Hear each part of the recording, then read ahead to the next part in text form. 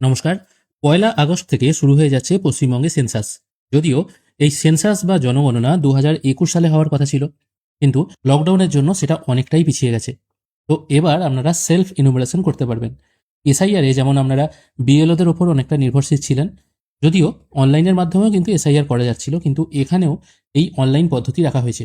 সবার আগে আপনাদের সেলফ ইনুমারেশন করার জন্য অফিসিয়াল ওয়েবসাইটে চলে আসতে হবে। এবার বলবেন অফিসিয়াল ওয়েবসাইটটা কি আছে? গুগলে সেন্সাস লিখে সার্চ করবেন। সার্চ করলে এখানে দেখুন একটা সেকেন্ড লিঙ্ক ওপেন হচ্ছে, আপনাদের ক্ষেত্রে প্রথমে ওপেন হতে পারে সেলফ ইনুমারেশন ব্র্যাকেটে এসি। এটির ওপর একবার ক্লিক করবেন। এখানে ক্লিক করার পর সবার আগে আপনাকে চুজ করে নিতে হবে আপনার স্টেট। আমি এখন এখানে ওয়েস্ট বেঙ্গল চুজ করছি। তারপর এখানে ক্যাপচা পুট করে ভেরিফাই অ্যান্ড প্রসিড করব। ওয়েস্ট বেঙ্গল চুজ করে ভেরিফাই অ্যান্ড প্রসিড করলে এখানে সঙ্গে সঙ্গে শো হচ্ছে এখনও পর্যন্ত সেলফ ইনুমারেশন পদ্ধতি ওয়েস্ট বেঙ্গলে চালু হয়নি, যেটা চালু হবে ১লা আগস্ট ২০২৬ থেকে এবং চলবে ১৫/৮/২০২৬ পর্যন্ত। তাই আপাতত আমি এটাকে ক্লোজ করে দিচ্ছি। আমি এখন আপাতত একটি অন্য স্টেট এখান থেকে চুজ করে নিচ্ছি। তারপর এখানে ক্যাপচা পুট করে ভেরিফাই অ্যান্ড প্রসিড করব। মোটামুটি সিস্টেমটা যেহেতু একই রকম থাকবে, আর যারা সেলফ ইনুমারেশন করতে চান তাদের ক্ষেত্রে কিন্তু বুঝতে সুবিধা হবে। এখানে এই টাইপের একটি পপ আপ চলে আসছে, যেখানে কতক্ষণ সময় লাগবে এই সমস্ত কিছু বলা হয়েছে। আমি আপাতত এটা ওকে করে দিচ্ছি। ওকে করে দেওয়ার পর এখানে ৩টে জিনিস ফিল করতে হবে। প্রথমে আপনার নাম, তারপর phone number, email ID optional, put না করলেও চলবে। আমি আপাতত হেড অফ দ্য ফ্যামিলির নাম এখানে পুট করে দিচ্ছি। এরপর আপনি যে ফোন নাম্বার পুট করেছেন ওই ফোনে একটি ওটিপি চলে আসবে। আমি এটা আপাতত ওকে করে দিচ্ছি। তারপর ওটিপিটা এখানে পুট করবেন, আর তারপর এখানে আপনার ভাষা চয়ন করবেন। এটা আমি আপাতত বাংলা সিলেক্ট করে নিচ্ছি। আমি তারপর ওটিপিটা এখানে পুট করে ভেরিফাই ওটিপি করব। এরপর আবার এখানে একটি পপ আপ চলে এসছে। এখানে কি কি জিনিস আপনাকে ফিল করতে হবে সেটা দেখুন এখানে মেনশন করে দেওয়া আছে। যেখানে আপনার বাড়ির অবস্থানটি কোথায় আছে সেটা আপনাকে গুগল ম্যাপের মাধ্যমে মার্ক করতে হবে। এগুলো সমস্ত কিছু আমি কিন্তু বুঝিয়ে দেবো। আমি আপাতত ওকে অপশানে ক্লিক করছি। আর আমি ভাষা প্রথমেই বাংলা চুজ করে নিয়েছিলাম, সেই জন্য এটা বাংলায় আসছে। তারপর এখান থেকে আপনাকে জেলা চুজ করতে হবে। আমি আপাতত তামিলনাড়ুরই কোনো একটি জেলা চুজ করে নিচ্ছি। তারপর তামিলনাড়ুর কোনো একটি জায়গার পিনকোড এখানে বসিয়ে দিচ্ছি। এরপর আপনার বাড়ি যে জায়গাটায় সেই জায়গার নামটা এখানে আপনাকে বসাতে হবে। তারপর অনুসন্ধান করুন এই অপশানে ক্লিক করতে হবে। এটা যেহেতু বাংলায় করা আছে, আপনারা চাইলে এটাকে ইংরেজিতেও ট্রান্সলেট করে নিতে পারেন। আমি এখানে আমার গ্রামের নাম পুট করার সঙ্গে সঙ্গে এখানে ড্রপ ডাউন একটা মেনু চলে এলো। এখান থেকে আপনার সঠিক যে নামটা হবে সেটা চুজ করতে হবে। আমি যে কোনো একটি এখানে চুজ করে নিচ্ছি। চুজ করার সঙ্গে সঙ্গে আপনার যে ডিজিটাল ম্যাপ আছে সেখানে আপনার এই লাল পিনটাকে রাখতে হবে, মানে আপনার বাড়ির ওপর রাখতে হবে। আর এটাকে স্ক্রোল করার জন্য আপনাকে কন্ট্রোল এই বাটনটা ইউজ করতে হবে, ঠিক আছে? দেখা গেল হয়তো এইটা হচ্ছে আপনার বাড়ি, অথবা অন্য কোনো জায়গা হয়তো আপনার বাড়ি হতে পারে।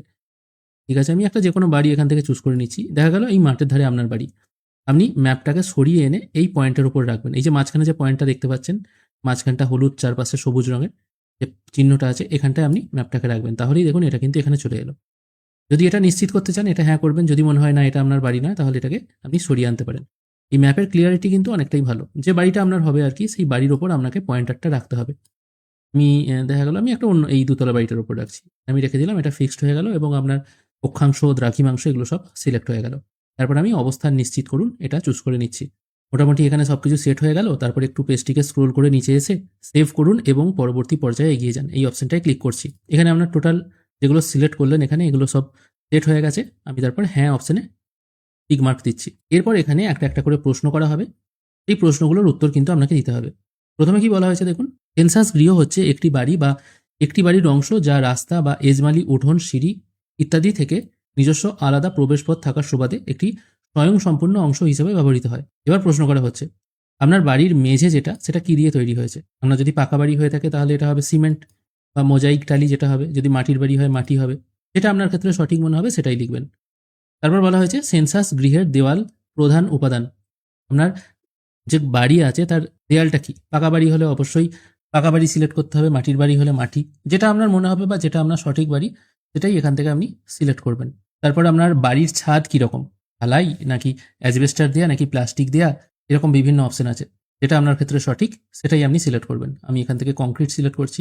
গৃহের বর্তমান অবস্থা কীরকম? ভালো, খারাপ আর মোটামুটি। যদি আপনার ক্ষতিগ্রস্ত বাড়ি হয়ে থাকে সেটা ক্ষতিগ্রস্ত করবেন, বাসযোগ্য হলে বাসযোগ্য, অন্যথায় ভালো হলে ভালো। যেটা আপনার সঠিক মনে হবে সেটাই করবেন। তারপর সেভ করুন এবং পরবর্তী পর্যায়ে এগিয়ে যান, এই অপশানে ক্লিক করবেন। এটা আমি বাংলা করে নিয়েছি বলে কিন্তু আমার বাংলায় আসছে, তাই আপনারা প্রথম দিকে বাংলা করে নিলে আপনাদের কিন্তু বুঝতে সুবিধা হবে। আমি তারপর সেভ করুন করছি। তারপর এখানে আমি হ্যাঁ করছি।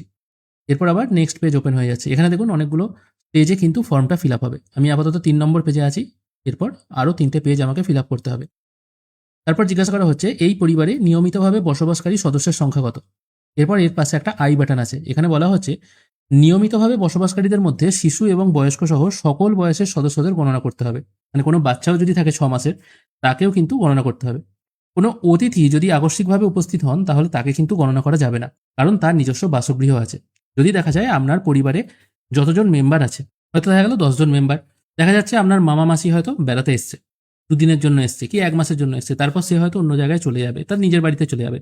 সেক্ষেত্রে তাদের ধরলে হবে না, কিন্তু শুধুমাত্র আপনাদের বাড়িতে কজন মেম্বার আছে এটাই কিন্তু আপনাকে দেখতে হবে। মানে যারা পার্মানেন্টলি আপনাদের বাড়িতেই থাকে, ঠিক আছে, এটাই তাদের বাসস্থান, সেটা আপনাকে এখানে দিতে হবে। আমি এখানে ধরুন 5 জন দিয়ে দিলাম। তারপর দেখা যাচ্ছে পরিবারের প্রধানের নাম কি, যেটা আমি প্রথমেই দিয়েছিলাম সেটা এখানে ফ্যাচ হয়ে গেল অটোমেটিক। তারপর বলা হচ্ছে পরিবারের প্রধানের নাম, আবার এখানে বলা হচ্ছে এক্ষেত্রে এখানে কিন্তু আপনাকে যে নামটা আপনি নির্বাচিত ভাষা হিসেবে লিখেছেন সেটা লিখতে হবে। আমি আগে লিখেছি রাজারাম, RAJA, আমি এখানে আবার লিখছি, দেখুন এখানে ইংরেজিতে লিখলে অটোমেটিক বাংলা চলে আসছে। এখানে লিখলাম রাজা RAM। এবার প্রথমে ইংরেজিতে লেখা হচ্ছে, তারপর আপনার যেটা লোকাল ল্যাঙ্গুয়েজ আছে সেই ল্যাঙ্গুয়েজে এখানে চলে আসছে। তারপর পরিবারের প্রধানের জেন্ডার কি আছে সেটা এখান থেকে সিলেক্ট করতে হবে। তারপর আপনার পরিবারটি SC না ST তালিকাভুক্ত সেটা এখানে জানতে চাওয়া হচ্ছে। যদি জেনারেল কাস্ট বা OBC হয়ে থাকেন তাহলে অন্যান্য করবেন। SC হলে SC হলে তপশিলি জাতি, ST হলে তপশিলি উপজাতি, এটা সিলেক্ট করবেন। তারপর জিজ্ঞেস করা হচ্ছে আপনার গৃহের মালিকানার বিবরণ, বাড়িটা যেটা আছে আপনার সেটা কি আপনার নিজের নাকি ভাড়া বাড়ি। যদি নিজের হয় নিজের করবেন, যদি ভাড়া বাড়ি হয় কিন্তু অন্যত্র আপনার বাড়ি আছে সেক্ষেত্রে সেকেন্ড অপশন করবেন। ভাড়া এবং অন্যত্র নিজের বাড়ি নেই সেক্ষেত্রে থার্ড অপশন, এবং অন্যান্য হলে 4 নম্বর অপশন, আর নিজের হলে নিজের করবেন। তারপর জিজ্ঞাসা করা হচ্ছে বাসযোগ্য ঘরের সংখ্যা, কতগুলি আপনার বাসযোগ্য ঘর আছে। এক্ষেত্রে নিয়মটা কি দেখুন, রান্নাঘর, স্নানঘর, পায়খানা বাথরুম, ভাড়ার ঘর এবং যাতায়াতের পথ বা বারান্দাকে বসবাসের ঘর হিসাবে কিন্তু চিহ্নিত করা হবে না। যে ঘরে আপনি রাত্রে শোন শুধুমাত্র সেটাই ঘর হবে। তার মানে রান্নাঘর, বাথরুম এগুলো কিন্তু বাদ, তার মানে শুধুমাত্র বেডরুম হবে। আমি এখানে লিখে দিচ্ছি 2টো। এই পরিবারে বসবাসকারী দম্পতির সংখ্যা কটা। দম্পতি মানে হচ্ছে স্বামী স্ত্রী, ঠিক আছে।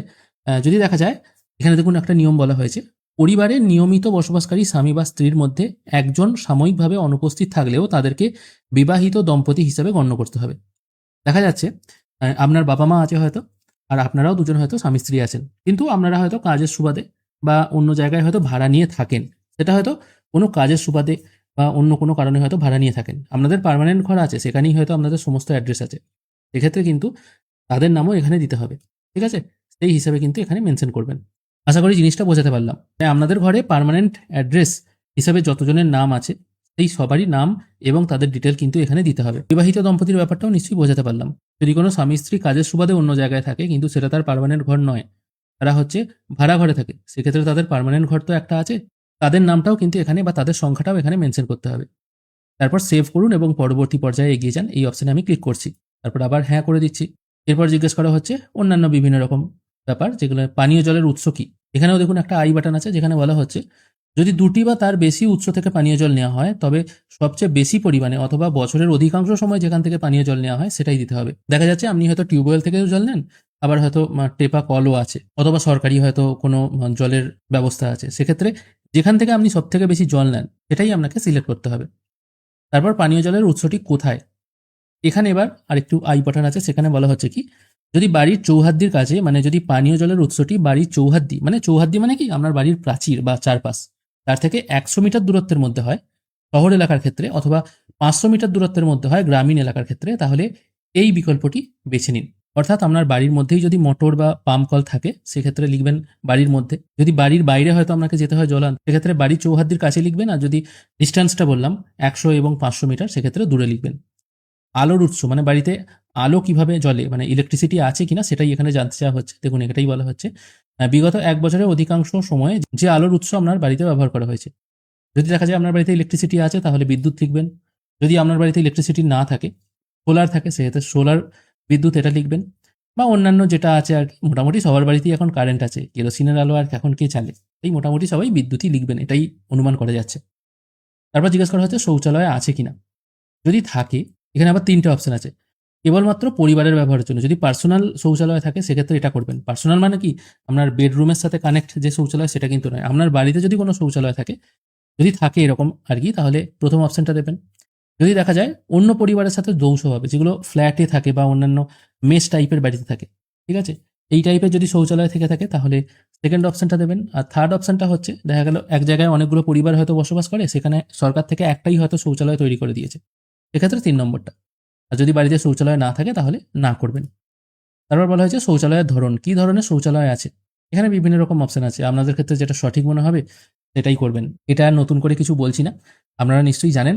আর ভাত খাওয়ার সময় বা কোনো কিছু খাওয়ার সময় যদি ভিডিওটা দেখেন আপনাদেরও হয়তো খারাপ লাগতে পারে, তাই এই জিনিসটা আপাতত স্কিপ করে যাচ্ছি। স্কিপ করছি না, মোটামুটি একটুখানি দেখে নিন কার বাড়িতে কীরকম জিনিস আছে সেগুলো মোটামুটি জানেন, সেই অনুযায়ী কিন্তু আপনারা সিলেক্ট করবেন।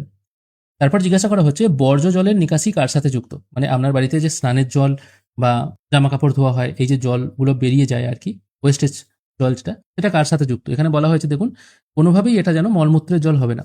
এক্ষেত্রে আপনার জলটা কোথায় যায়, যেমন ধরুন রান্নাঘরে থালাবাটি ধুচ্ছেন বা জামা কাপড় কাচ্ছেন, কলতলায় কিছু জামা কাপড় কাছাকাছি হচ্ছে, তো সেই জলটা আপনার কোথায় যায় বা কোথায় গিয়ে মিশছে সেটা এখান থেকে আপনাকে সিলেক্ট করতে হবে। বাড়ির চৌহদ্দির মধ্যে স্নানের ব্যবস্থা আছে কিনা, মানে আপনার বাড়িতে কোনো স্নান ঘর আছে কিনা সেটা জিজ্ঞেস করা হচ্ছে, বা যেটাকে আমরা বাথরুম বলি। যদি থাকে হ্যাঁ করবেন, স্নানের ঘর আছে। যদি দেখা যায় স্নানের জন্য ছাদবিহীন কোনো ঘেরা জায়গা আছে, অনেক গরিব পরিবারে আছে, চট বা বস্তা দিয়ে করে, সেক্ষেত্রে যেটা হবে সেটা সিলেক্ট করবেন। আর যদি স্নানের ঘর না থাকে, কলতলায় করেন বা পুকুরে গিয়ে করেন, সেক্ষেত্রে না করে দেবেন। তারপর আপনার বাড়িতে এলপিজি বা পিএনজি বা রান্নার গ্যাস আছে কিনা, মানে গ্যাস আছে কিনা জিজ্ঞেস করা হচ্ছে। এখানে যে অপশনগুলো আছে এগুলো কিন্তু একটু বুঝে শুনে দিতে হবে। যদি আপনার রান্নাঘরে এলপিজি গ্যাস থাকে তাহলে প্রথম অপশনটা, যদি না থাকে তাহলে দ্বিতীয় অপশনটা। সেকেন্ড অপশন বলা হচ্ছে বাড়ির মধ্যে রান্না হয় কিন্তু রান্নাঘরে রান্না হয় না, মানে আপনার আলাদা করে কিন্তু কোনো রান্নাঘর নেই, কোনো রুমের মধ্যেই আপনি রান্না করেন। প্রথম অপশনটা কি বলা হচ্ছে, আপনার আলাদা রান্নাঘর আছে এবং সেই রান্নাঘরে গ্যাস আছে কি গ্যাস নেই, এটা জিজ্ঞেস করা হচ্ছে। দ্বিতীয় অপশন বলা হচ্ছে আপনার কোনো রান্নাঘর নেই, আপনি হয়তো রুমের বা কোনো বারান্দায় রান্না করেন, সেক্ষেত্রে আপনার গ্যাস আছে কি গ্যাস নেই, এটা কিন্তু খুব ভালোভাবে পড়বেন। আর থার্ড অপশন হচ্ছে আপনি খোলা জায়গায় রান্না করেন, এক্ষেত্রে আপনার গ্যাস আছে কি গ্যাস নেই সেটা সিলেক্ট করা হচ্ছে। আর 4 নম্বর অপশন হচ্ছে রান্না হয় না। এবার বলতে পারেন এই অপশনটা দিল কেন, এখনও কিন্তু অনেক জায়গায় হোম ডেলিভারি খাবার খাওয়া হয়, সেই জন্য কিন্তু এই অপশনটা দিয়েছে। সেই জন্য এখানে যে অপশনগুলো আছে কিন্তু আশা করি বুঝতে পারলেন। যদি আপনার ডেডিকেটেড রান্নাঘর থাকে তাহলে প্রথম দুটোর মধ্যে যে কোনো একটা সিলেক্ট করবেন, মানে গ্যাস আছে কি গ্যাস নেই। হয়তো আপনার রান্নাঘর নেই, বাড়ির কোনো এক কোণে রান্না করেন, সেক্ষেত্রে আপনার গ্যাস আছে কি গ্যাস নেই সিলেক্ট করতে হবে। আর যদি কোনো খোলা জায়গায় রান্না করেন সেক্ষেত্রে গ্যাস আছে কি গ্যাস নেই সেটা সিলেক্ট করতে হবে। রান্নায় ব্যবহৃত প্রধান জ্বালানি, কি জ্বালানি ব্যবহার হয়। যদি প্রথম অপশন গ্যাস সিলেক্ট করে দেন তাহলে তো এই অপশনগুলো সিলেক্ট করার দরকার নেই। না, এখানেও আছে, রান্নার গ্যাস এটা আছে, ঠিক আছে। এবার প্রধান জ্বালানি যদি রান্নার গ্যাস হয় গ্যাস করবেন, আর যদি কেরোসিন, ঘুঁটে, কাঠকয়লা, জ্বালানি কাঠ হয় সেটা এখান থেকে সিলেক্ট করবেন। এখানে মোটামুটি অনেকগুলোই অপশন ছিল। এরপর আমি সেভ করুন এবং পরবর্তী পর্যায়ে এগিয়ে যান, এই অপশনে ক্লিক করব। তারপর আমি হ্যাঁ করে দেবো। তারপর জিজ্ঞেস করা হচ্ছে আপনার বাড়িতে রেডিও বা ট্রানজিস্টার আছে কিনা, যদি থাকে হ্যাঁ করবেন। আপনার বাড়িতে টিভি আছে কিনা সেটা জানতে চাওয়া হচ্ছে, যদি টিভি থাকে কি টাইপের টিভি আছে, ডিশ কানেকশন আছে না ডিটিএইচ আছে সেটা জিজ্ঞেস করা হচ্ছে। যদি কেবল থাকে এখানে লিখতে হবে কেবল, এই টাইপের। বাড়িতে ইন্টারনেট আছে কিনা জানতে চাওয়া হচ্ছে, যদি ইন্টারনেট থাকে তাহলে আপনি কোথায় ব্যবহার করেন, যদি ল্যাপটপ থাকে ল্যাপটপে করেন, মোবাইলে করলে মোবাইলে করবেন, ঠিক আছে। বিভিন্ন অপশন আছে, যেটা ইচ্ছা আপনি সিলেক্ট করতে পারেন। বাড়িতে ল্যাপটপ বা কম্পিউটার আছে কিনা জানতে চাওয়া হচ্ছে, যদি থাকে হ্যাঁ করবেন, অন্যথায় নো করবেন। টেলিফোন আছে কিনা জানতে চাওয়া হচ্ছে, যদি শুধু ল্যান্ডলাইন থাকে তাহলে শুধু ওপরের অপশনটা টিক করবেন। আর যদি শুধু মোবাইল থাকে, কি টাইপের মোবাইল ফোন আছে, স্মার্টফোন না অন্যান্য ফোন, যেটা আছে সেটা এখান থেকে সিলেক্ট করতে হবে। তারপর আপনার বাড়িতে স্কুটার বা মোটর সাইকেল আছে কিনা সেটা জানতে চাওয়া হচ্ছে, যদি সাইকেল থাকে এটা করবেন, যদি স্কুটার থাকে এটা করবেন, ঠিক আছে। সাইকেল আর মোটর সাইকেল দুটোই যদি থাকে এক্ষেত্রে দুটো অপশন সিলেক্ট করবেন, আর কোনোটাই যদি না থাকে কোনোটাই নয় করে দেবেন। 4 চাকার গাড়ি আছে কিনা জানতে চাওয়া হচ্ছে, থাকলে হ্যাঁ করবেন, অন্যথায় নো করবেন। পরিবারের প্রধান খাদ্যশস্য কি, ধান, গম, জোয়ার, বাজরা, ভুট্টা, অন্যান্য, ঠিক আছে। আমাদের বাঙালি বাড়িতে সাধারণত দিনের বেলা ধান আর রাতে আটা খাওয়া হয়, সেক্ষেত্রে ধানটাই যেহেতু বেশি খাওয়া হয় আর কি। দেখুন এখানে বলা হয়েছে কি প্রধানত যে খাদ্যশস্য বেশি খাওয়া হয়, আমাদের এখানে মোটামুটি সবাই কিন্তু চালটাই খায়, এই জন্য এটাই দিতে হবে। তারপর আপনি যে ফোন নাম্বারটা দিয়েছিলেন সেটা এখানে শো হবে, এটা কিন্তু আপনি এডিট করতে পারবেন না। তারপর সেভ করুন এবং পরবর্তী পর্যায়ে এগিয়ে যান, এই অপশানে ক্লিক করবেন। তারপর আবার হ্যাঁ করে দিচ্ছি। এবার এখানে একটি প্রিভিউ চলে এসছে। এই প্রিভিউতে আপনি যেগুলো ফিল করেছেন সেগুলো কিন্তু শো হচ্ছে। তো স্ক্রোল করে নিচের দিকে গেলে আপনি যে ডিটেলগুলো এখানে দিয়েছেন সব কিন্তু এখানে খুব ভালোভাবে শো হচ্ছে। যদি মনে হয় সবকিছু ঠিকঠাক আছে তাহলে ড্রাফট হিসাবে সেভ করুন, এখানে ক্লিক করতে হবে। এটা কিন্তু সেভ হলো, এখনো পর্যন্ত কিন্তু ফাইনাল সাবমিট হলো না। আর যদি মনে করেন এগুলো সব ঠিকঠাক আছে আপনি সাবমিট করবেন, তাহলে নিশ্চিত করুন এই অপশানে ক্লিক করবেন। তারপর এখানে বলা হচ্ছে ফাইনালি তথ্য জমা করার পর সেই তথ্য কিন্তু আর চেঞ্জ করা যাবে না। যদি আপনি এটা হ্যাঁ করে দেন তাহলে কিন্তু আপনার কাছে ফাইনাল সাবমিট হয়ে যাবে এবং একটি রেফারেন্স নাম্বার টাইপের কিছু একটা আসতে পারে, সেটা কিন্তু আপনাকে রেখে দিতে হবে। এইভাবেই কিন্তু আপনারা সেন্সাসের সেলফ ইনুমারেশন করতে পারবেন। আশা করি আপনারা টোটাল প্রসেসটা বুঝতে পারলেন। আবারও বলছি, পশ্চিমবঙ্গের জন্য কিছুদিন পর এই সিস্টেম চালু হবে, এখনো পর্যন্ত চালু হয়নি। যখন চালু হবে তখন কিন্তু আমি আরও ভালোভাবে ভিডিও বানিয়ে পশ্চিমবঙ্গের জন্য কোনো এক্সট্রা প্রশ্ন দেওয়া হচ্ছে কিনা সেগুলোও কিন্তু আমি দেখিয়ে দেবো। মোটামুটি তৈরি থাকুন, যারা সেলফ এনুমারেশন করতে চান বাড়িতে বসে তারা এই প্রসেসেই কিন্তু করতে পারবেন। আজকের ভিডিও এখানেই শেষ করছি। ভিডিও যদি ভালো লেগে থাকে অবশ্যই একটি লাইক করবেন। ভিডিও দেখার জন্য অসংখ্য ধন্যবাদ। ভালো থাকবেন।